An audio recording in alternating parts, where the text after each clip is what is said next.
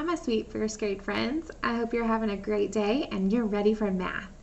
Today, we are working on our lesson called 5 in a row.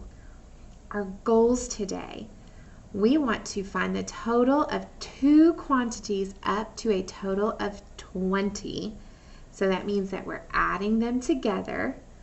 We want to compare two quantities up to 20 to see which one is greater. And we want to visualize, which means we want to see it in our head, to show it, and to solve, add to, or put together story problems. So I am excited for our math lesson today, and I am ready to get started right now. We're going to start with a really great game called 5 in a row. Now, I have assigned this game to you for you to practice after this video. So for our 5 in a row game, we have 2 dice, we have our game board, and we have some counters over to the side. So what we're going to do is we're going to roll our game cubes, we're going to add them together, and then we're going to cover the answer on our game board. Now the object of our game is to get 5 in a row. So we are trying our best to get 5 in a row. So honestly, it says it's 5 in a row, but your row could also be a column because there's 1, 2, 3, 4, 5 here as well. So that just means 5 like side by side, okay? So it could be up and down, or it could be side to side. We're not going to do diagonal, or I guess we could do diagonal. Why not? Okay? So we're going to play 5 in a row today. So I'm going to roll my game cube. Look at that. It just rolls right there. So I have a 4 and I have a 2. Okay? So I have a 4 and I have a 2. I'm actually going to go over here to this screen. I'm going to show you what that looks like. Okay? So I had a 4. I'm going to show my little cubes over here. My dice. A 4. Let's see if I can make that look like a dice. I'm using my fingers to draw with my mouse pad over here. So it looks a little silly. Oh, I gotta go back. Didn't I say 2? I did. 4 and 2. Okay, so now I'm gonna draw a 2. Okay, so if we were looking at these dice, we have 4 dots and we have 2 dots. I'm gonna put a number underneath this die. If it's just 1, if you're talking about, it's just a die. If you're talking about more than 1, it's called dice. So a 4, and I'm going to put a 2 underneath this one. My handwriting's not the best because I'm using my fingers to make it. Okay, so if I'm adding these together, I can make an equation. So to make an equation, I have my one quantity here, so that's my 4, plus I'm going to use my plus symbol we talked about yesterday. So here's my plus symbol. It looks like a cross a little bit. So 4 plus 2, and then we're going to show our equal sign. Equals, okay, so how can we solve that? We could count all the dots. So we could say 1, 2, 3, 4, 5, 6. So our answer is 6. We could do a count on strategy where we find the bigger number and then we count on the smaller number. So instead of counting all these dots again, I know that's 4, so I say 4, 5, 6. So I'm going to put 6 as my sum or my total. That's not the best 6, but you can make a better 6 than I can with my fingers. Okay, so this is an equation. And here is my sum, that's my total. Here are my 2 quantities, okay? Also called add-ins. All right, so now I know my answer is 6, so I'm gonna go over here and I'm gonna find a 6 on the game board. Let's see, I'm gonna do this 6 up here. Okay, and I get to go again. So I'm gonna roll again. So this time I have a 5 and a 2. Okay, so I have a 5 and a 2, so I'm going to make an equation for this one. Let's see if I can make a new one. I'm going to create a new one. Okay, so I have a 5 and a 2. 1, 2, 3, 4, 5. So it was on one die. Okay. And then 2 was on the other. 5 and 2. So now that I've made my die, I'm going to write the number underneath. So I'm going to write 5.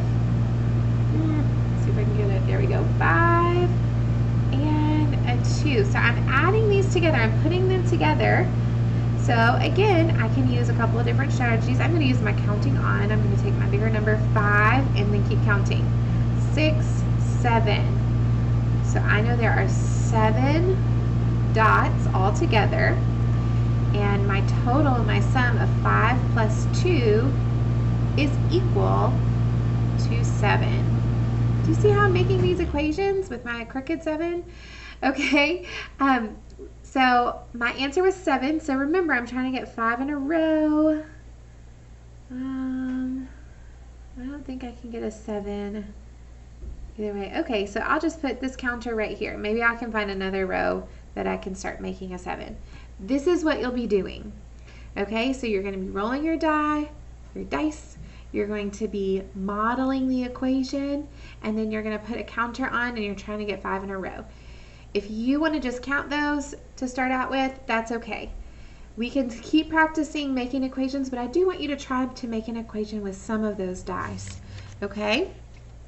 All right, so that is the game called 5 in a Row, which you will be playing on your Savvas Easy Bridge. I've assigned it to you, so it's right there and ready for you. Okay, so the next thing I want to do is I want to introduce you to storytelling. Now, you might say, Mrs. Hannah, we are doing math right now. This is not story time. I have some news for you. In math, I like to tell stories as well. They are called story problems. Okay, so I'm going to do a story problem. And what I want you to do is I want you to visualize what I'm telling you. That means in your mind, you can see the story happening. Okay, I'm going to read my story to you, and I want you to visualize what's happening. In just a minute, we're going to use those cubes up there to show what we see in our mind. Okay? All right, so the other day, this is a true story.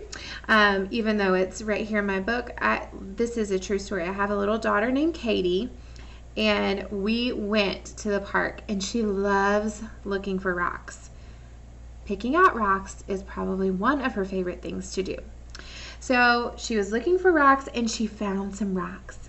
So she brings me over 4 rocks, and she's showing me all of her rocks and getting so excited. Then she put them in a pile right by where I was sitting. Then she decided to keep going and looking for more rocks. So she went and she found some more rocks. And when she came back, she had 2 more rocks. After we looked at all the rocks, we added them to the pile. Can you tell me in your own words what happened in my story? Pause the video and tell the person that's close to you my story problem. Do you remember it? Okay, so you paused the video and you told the story problem in your own words. So did you maybe imagine or picture a pile of 4 rocks and then 2 more that were added to it? Or maybe that you knew that 4 and 2, well, it definitely had to be more than 4. So you were thinking, okay, there's a lot more rocks now. Okay, so at the beginning of the story, my daughter found 4 rocks. And at the end of the story, did she still have 4 rocks? Or did she have more rocks than 4? Or fewer rocks than 4? How do you know? So if there were 4 rocks and then she put 2 more rocks on the pile, how many rocks were there? Okay, so in order to show this, I haven't found my answer yet. In order to show this, I can use these cubes. I'm going to send you this link to cubes because you can make your own stories with them. Watch this. Okay, so my daughter, her name's Katie, she went and she found 4 rocks. should have probably used the brown ones, but I'm going to use the red ones. They were red rocks. Okay, so there's 1, 2, 3. Ah! Try again. There it goes. 3 and 4. She found 4 rocks. Then she decided she wanted to go find more rocks. So then she brought me 2 more rocks. So here's 1 and 2. I should have put that down here. 1 and 2. Okay. So, does she have more than 4 rocks? Yes, she does. She does because she added or put 2 more rocks with her already 4 rocks. Okay, there's a lot of ways that we could show this. We can use cubes, we could use our fingers, we could use a picture to show this. So I could show, let's say I could show 4 rocks plus 2 more rocks. Well, 4, 5, 6. Oh, she showed me 6 rocks. That's right. So she showed me 6 rocks. We could put these together. We could add these up here. And then we could show, oh, going down. Okay, so we have 4, 5, 6. We have 6 rocks. We could show this with an equation. We could show, let's see. We could show, oh, I have an idea. How about a drawing with an equation? So let's say she brings me, she brings me 4 rocks. I'm going to show it to you in like a rectangle with squares. Okay, so she brings me 4 rocks. Then she brings me 2 more.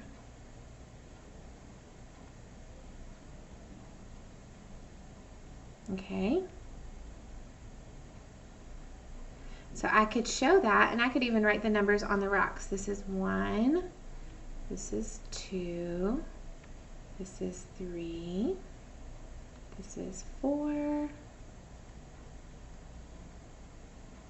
5, and 6. Oh, so the total number of rocks she brought me was 6. So I could add my plus sign, and then I could add my equal sign, because 4 plus 2 more equals 6.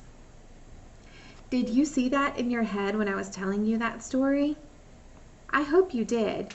We can use drawings, we can use objects, we can use equations to show story problems. And yes, there are stories in math. Here's one more. This story problem is one that I want you to solve on a piece of paper, and I want you to take a picture of the way that you solved it and send it to me. Okay, so first you're going to have to visualize it in your mind. Okay, so you're visualizing what you see or what you're hearing, and you're going to draw it on a piece of paper and send me a picture. Okay, try to see the story in your mind.